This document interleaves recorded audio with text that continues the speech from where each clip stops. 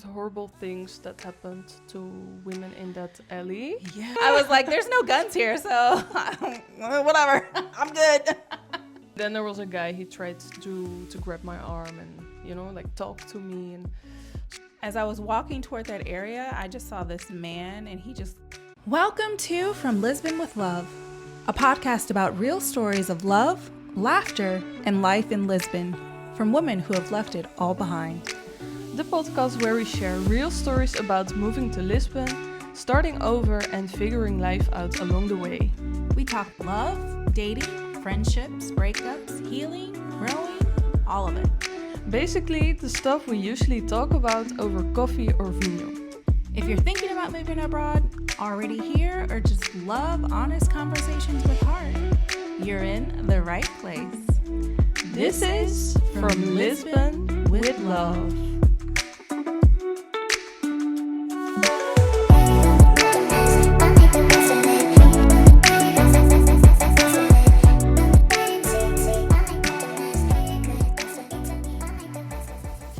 Hello and welcome back. I am April Betts. I'm Anna-Sharina. And this is From Lisbon with Love. In today's episode, we will be discussing what it is like to live abroad as a woman alone, and is it safe? And we will be discussing our experiences about living in Lisbon and if it's safe or not. Yes. Oh my God. So let's get into it. Yes. Okay, Anna. Yes. Oh my God. Okay. Before moving abroad alone, what were you most afraid of? And did any of those fears come true? Oh. Well, I have to say, like, as you might know, I'm from the Netherlands. And I feel like, in general, I wouldn't say Netherlands is super safe, but I grew up in the 90s. And I feel like I have had the privilege to never be super concerned about my safety.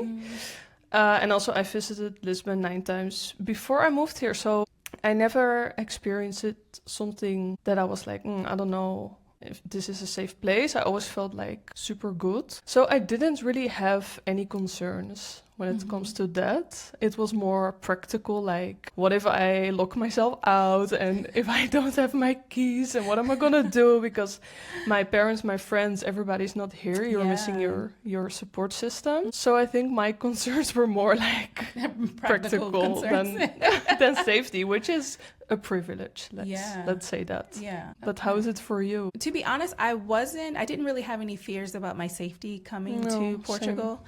I mean, I'm growing up in America.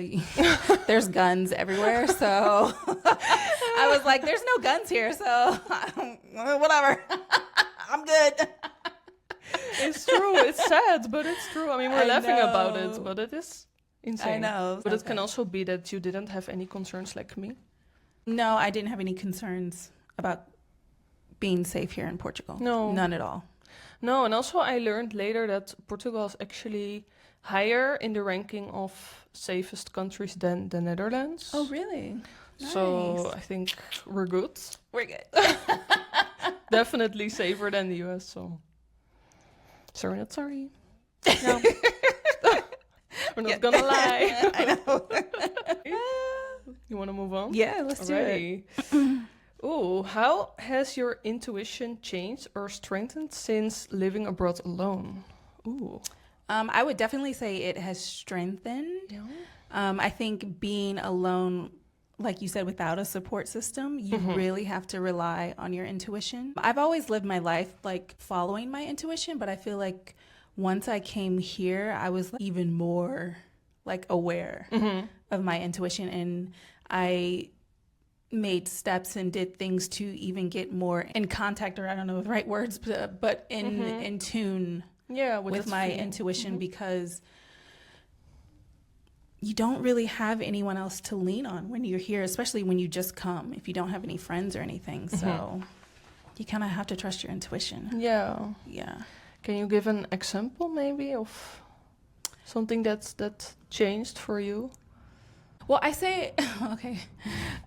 So because I don't speak the language fully and I don't understand everything fully, I use my intuition to understand what people are saying. So I kind of like read their energy in a way. Yeah, I use my intuition to figure out what someone is saying if I don't know what they're saying. That's interesting. Yeah. Yeah. But I'm wondering, like, when it comes to feeling unsafe, I mean, it's different, of course, because it's also non-verbal. So Yeah. it's just about Oh, the feeling, I well, think. in regards to safety, so I had already, before moving here, I had already traveled the world pretty much by myself. Yeah. So I was already in a position to where I knew what it was like to travel alone. But in those situations, I always knew I was going back home. Whereas this situation, this is home now. Yeah, it's different. This is where I'm going to be. But it definitely has strengthened here because now that like this is where I'm planting roots. So I really have to get in tune with the environment, the people, the energy, all of it. What about for you? Yeah, I have to say now that I live here, I do feel safer than when I would visit Lisbon for some reason. Because my home is literally my safe space, and also I'm really familiar now with places here and my area, and I don't know, it's a different feeling. I think for me it has only improved. But when it comes to my intuition, I think I've always had like a strong intuition. And I'm always like second guessing my decisions in the sense that I'm not super impulsive. And I don't put myself in situations that I think could be risky. And also, I think what really plays part is that I worked in nightlife for super long. So I've seen many things, and like after a while, you just develop also kind of like a sense for things that might escalate or something like that. So I think that also really helped me in a weird way to, yeah, kind of trust my intuition more. But I had that already before moving. So I don't know if it's now really different, you know? I think it's about the same. But yeah, like you said, now that you're here alone, it's like you have other things to kind of worry about, like when it comes to safety. Because, for example, I started vlogging on YouTube last year, and after a while, I got super uncomfortable doing that all of a sudden because I live alone, and well, I was not really showing the place where I lived. Like, obviously, I would never make a video of my view or anything, so that people couldn't find me. But what I did film was like the places where I would go, like for example the library and coffee places where I like to work. And later I also figured that my realtor still had images of my apartment in the window. Although my apartment was already rented out for over a year, they still had it kind of like, well, not really advertised because it also said that it was already rented by someone, but still it was there. And then I was like, you know what, people that might see my videos and they might recognize the kitchen or the bathroom or whatever from whatever I'm videotaping. And then I just, in a matter of a second, I just set all the videos to private because I didn't feel comfortable with it anymore. Yeah. So that is something that I mean, maybe it's a bit far-fetched or something. No, I but mean, you had to trust your intuition. Your intuition told you that maybe you should do something about it, and you trusted it. Yeah, because I don't know if you've also heard about it, but there's like this kind of trend going on YouTube and TikTok and whatever it's called, living alone diaries. So it's basically like women sharing their life as like in their 20s, 30s, 40s, whatever, living alone. And then now they're kind of like coming back from this because there's been all these kind of news about it, that it's not safe because you're basically putting yourself in that position of like you showing that you live alone. And it's not so difficult for people to kind of locate you, although you don't videotape the view and whatever, but people know The in neighborhood, the area. And then now with like Google, you can see places on Google and figure out. But another thing that's scary, just something just recently came out in the news. I believe CNN had did a story on how this website where 62 million men went to this website to learn how to drug women, to take advantage of them. And that was just like, it's like going all over on social media right now. And it's just like insane. It's like, what? Seriously, I'm speechless. Like, yeah. This makes me want to cry, honestly. I know. It's just like, why can't we just like exist and like in safety? And it's like, I don't know. Mm-hmm. But yeah. So. Yeah. Yeah. Wow, guys. Yeah. So, okay. Okay. Let's go to the next one. Have you already had an experience in Lisbon where you felt really unsafe? If so, what happened? Ooh. Well, I think it wasn't unsafe, but maybe more uncomfortable. And it happened when we went to a party, actually. It was close to Pink Street, where all the bad things happen, guys. Don't go there. Just be completely aware of your surroundings when you go. Yeah, and don't go there as a woman alone, like, obviously. But we were together on that party, and I think after that you took an Uber home, and I was also waiting for my Uber, and yours already arrived. So we said goodbye and let me know when you're home, and then my Uber canceled on me, so I had to order another one and wait longer, and I was just standing there alone. I didn't wait like super close to Pink Street because I don't feel comfortable there, and I just stand by some place that the Uber driver could also pick me up easily. So I was just waiting there, and then obviously I was like cautious because it's not a great place to be alone. So I was just not on my phone or anything, just paying attention to the world basically. And then there was a guy, he tried to grab my arm and, like talk to me. And so then I went back to the club and I just waited inside because, even there alone I felt safer, and I was not drunk or anything. I just had a bottle of water, I think, and I just stayed there.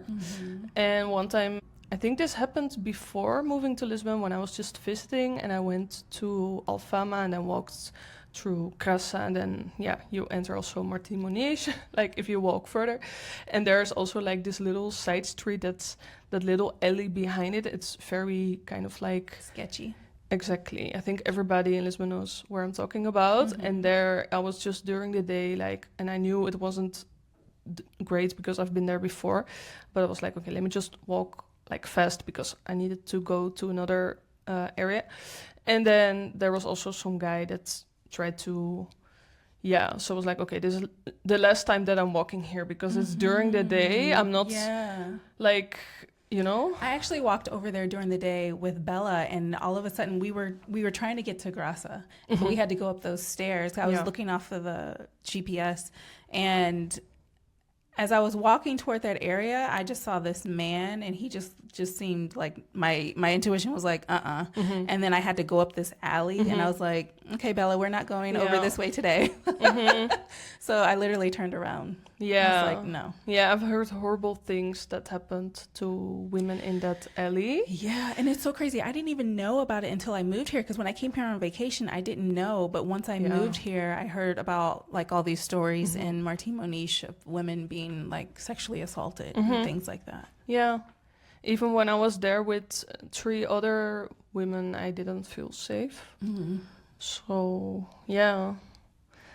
I mean, now that I moved here, it's not a place that I go anymore. It's more like when you're on a holiday and you're exploring, then it might happen, because also the nice areas, they are quite close. So it might happen that you cross it. But be aware for anyone who doesn't know about this alley. Well, I would just say, for me, I just recently had an experience that I felt uncomfortable. I know. I was actually just walking Bella at night. I think I told you this story, but I was walking Bella at night, and we were walking down this street, and it was very dark. It didn't have any lights, but I let Bella go where she wants to go, and I felt completely safe in this neighborhood. So we were just walking, and then these cars had driven down the street, and then one car was sitting there waiting for something, and the guy behind had to wait. And I don't know if he was already annoyed throughout the day or whatever, but he wanted to attack me in a way. Like, it's not physically attack, but okay, so what happened was, so he was sitting in his car and he just was yelling out of the window, but it's all in Portuguese, so I didn't think he was talking to me. I didn't know.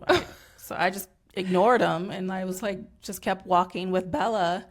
And then I guess because I ignored him, he got out of his car in the middle of the night, out of his car, and starts to walk up behind me. And then, and he's like saying like, excuse me. And I was like, is he talking to me? So then I turn around and he's like, like yelling at me. And I'm like, but it's all in Portuguese. I was like, I don't know what you're saying. And then he's like, and then he switches to English and he's like, your dog just peed on my gate. I'm like, what? I was like, oh, okay. I think I said like, she didn't pee, but even if she did, like, what can you do? It's kind of public. It's like, yeah. And he was just like going off, and I was like, okay, dude. I was like, you need to calm down. Yeah. And I was thinking in my head, like, I can't believe this dude got out of his car and approached a woman in the dark alley to yell at me about my dog peeing on the freaking street. I said, I'm thinking like the way people pee out here in Portugal, in Lisbon, on the street, humans. Like, I'm sure a human probably pissed on his on his garage. But anyway, whatever. So I just literally just like walked away. But I was just like thinking about that later. It's like I feel like some men don't realize. Exactly. That was what I wanted to say as well. They don't realize what they're doing, and they don't realize the things that women go through and what we have to think about. And the fact that a man is approaching a woman in the alley at night, and then he gets out of his car to come yell at me over my dog peeing on the sidewalk. It's just like, that's just like too much. So I was just like, that was the first time I ever experienced anything like mean or anything like that here in Lisbon, but that actually really shocked me. Yeah, I can imagine. Like out of nowhere. And also like so late at night, like you said. Yeah, like guys that they don't think. No. They don't think. So. No. Oh. Maybe you wanted to say something different than he... Well, I cussed him out in Spanish because I couldn't think of a Portuguese word. As I was walking, because I was like, okay, I was like, you need to calm down. And then I think I said it in Spanish too, but I was walking away and he just like kept going. So I told him to shut the fuck up in Spanish. Did it work? No, he still kept going. I was just like, just kept walking. But how did it end? You just walked away? I just walked away. Yeah. I was like, I'm not going to sit here. And yeah, no. Yeah, you never know. I mean, I know. So anyway. Yeah, if you're watching, you need to do something different. Okay. Calm your tits. Yeah. All right. Alrighty. What's something small you do to feel safer that most people wouldn't even notice? Ooh. So what I do is, like, when I go into a room, I like to have my back against the wall so that I can see everything. And then I always want to know where the exits are. So I'm always like, I position myself in a way to where if anything ever goes down or anything like that, I know which way to go to get out. So you can... Yeah, but I don't like having people behind me. Like, even when I sit at like a table at a restaurant or something, I like to be in the position where I can see everything. Yeah. So, yeah. Yeah, I get that. But I also think that's just like maybe an introvert thing. It could be. Maybe. I also really like to sit like at the wall and have an overview. Yeah. But it's a good thing because it makes you more aware. And I like that. What about for you? Well, like I said, I was never really concerned with these type of things because, like I explained before, I worked in nightlife, and also in the Netherlands you do everything on a bike. So it's like I biked also late at night, and I didn't have basically any fears. But I do have some friends that are more concerned, like naturally, or it's like the way they grew up. Because I think also your parents can have like a lot of influence on how you see the world and if you feel safe or not. So I do have a friend that's more concerned about it, and she gifted me a personal alarm. Oh. So that's actually really good. But I mean, now the thing is that I have to take it with me. So that's still a bit of, because you can kind of like lock it to your keys. Yeah. But I'm always afraid that I might like touch it and then it goes off like randomly. So I have it like not attached on the key. Yeah. So I really just have to take it in my bag. And if I have a different bag, I need to, so it's like, it's something you need to think of. Yeah. But I think it's really good, especially if you have to walk out like later at night or I mean, you never know. So I think it's a really good thing to have. Yeah, I think it's really good that you mentioned that, because I forgot that like in the States I had mace or pepper spray, and I always had that with I always had it with me when I'm in the States. But it's so funny, like also too, when I would travel by myself alone, I would keep like a little mini one or like some kind of little knife or something that I could bring with me on the plane or whatever. So, but it's so funny, when I moved here, I did none of that. Yeah. I guess I get that. I guess the sense of that is because I feel safe here. Yeah.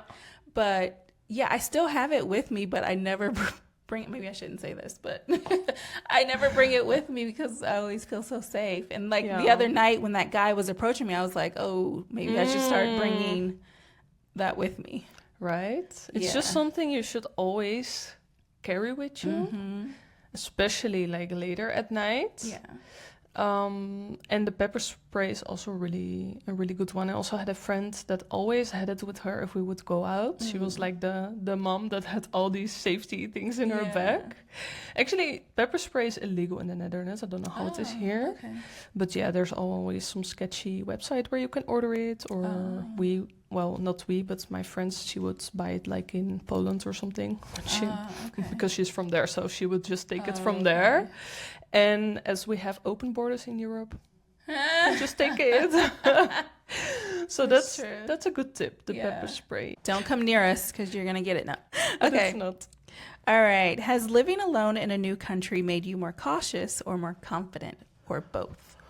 Ooh, I like this one. I think, if I'm being honest, for me, it's only like positive. I think it made me more confident, because I feel like I was already cautious, but not like extremely, just in a like natural way. But I think moving here, it makes you realize even more, what the things that maybe were normal for you, now they are not so normal anymore, because you're doing everything alone.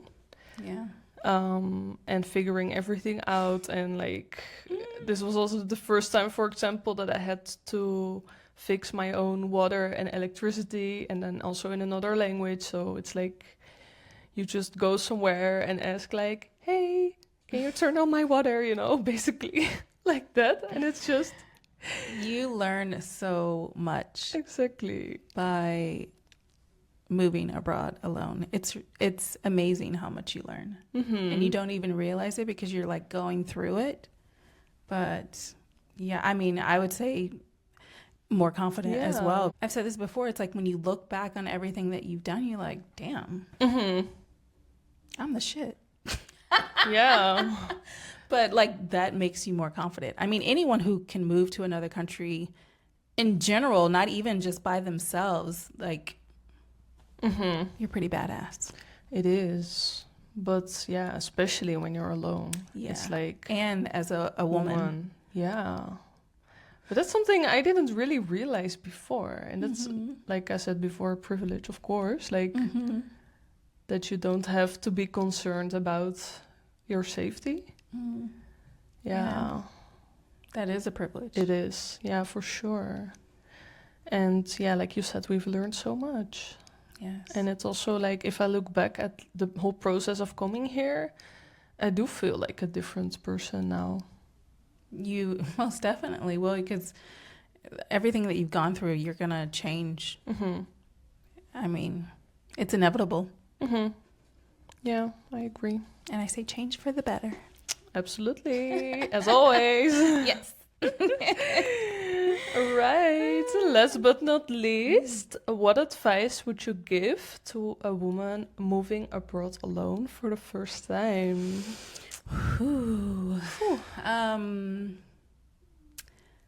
Intuition. Be completely aware of your surroundings. Do research to see like what areas are good areas, what areas are not so good areas. And I mean, just as a woman in general, I feel like women are already like super on guard and cautious because of the world that we live in. I mean, even more so in regards to what I spoke about earlier with all those men going to that website. So yeah, your intuition will tell you everything you need to know. Yeah, I agree. Like you also said, doing research. I think it's super important, but I think also naturally women are more cautious and always like planning things and like searching things and figuring things out. So I think if you don't go to like a super unsafe country or something, I think you will be fine if you trust yourself and you're not impulsive and just think things through and trust your intuition. I'm gonna be the positive one and just be like, always like think positive in a way. Always imagine that things will go out good. I mean, you can spend your energy thinking about things that will go bad, but like, why waste it when you can think about things that are gonna go good? Because then if you think about things that are gonna go good, it's more likely that that will happen. It is true. And also, maybe this is a really weird example, but this is something we spoke about with our friend. She's from Colombia. And sometimes she tells like stories that where she comes from, you can't basically walk, it's not safe, and she would do everything by car. And then I have some stories of like Dutch people, for example, that are super naive and they don't know shit because we grew up in safety. So for them, they don't know what's going on. I mean, of course, like I'm the type of person, if I go to a country and I'm not sure if it's safe, I will Google, I will search for everything. But there's also people that don't do that. And they would just go to countries that are considered unsafe. And they are very naive, but everything still works out fine. It because really they happens. Don't have the mindset of bad things are going to happen to me. They have the mindset of, oh, everything will be fine. So everything is fine. So sometimes I hear these stories of people like going to super dangerous places and we just walked, like all fine. And that people are like, but how? Like people that live there, they are like so confused. Yeah, because if you think about it, you've been like programmed. If you live there, you've been programmed to be like, if you walk down the street, something's going to happen. Something bad's going to happen. Something bad. So it's always like, that's all you see. But if that's not what your programming is, it's just like, oh, everything's going to be cool. Oh my God, this is so beautiful. Oh my God, I had such an amazing time. I mean, sometimes it works. So that, I found that very funny. I love that. And it's something we can also learn from, I think. Absolutely. Alrighty. All right, guys. Well, thank you for joining us for this episode. And we hope that you have learned something from our experience here in Lisbon. And hope you can gain something from our safety tips that we have used. Remember to like, share, and subscribe. And you can get more content from us on our Patreon page. And the link is in the bio. Yes. All right, guys. Well, that's it for us. And we will see you guys in the next one. And this is From Lisbon with love. Ciao. Bye, guys. Thanks for spending this time with us. And for listening to our stories, our laughs, and a few of our growing pains. If this episode resonated with you, share it with someone who needs a little Lisbon love in their life. And don't forget to subscribe, rate, and leave us a review. It helps more hearts find our little corner of the world. From all of us, from Lisbon with love.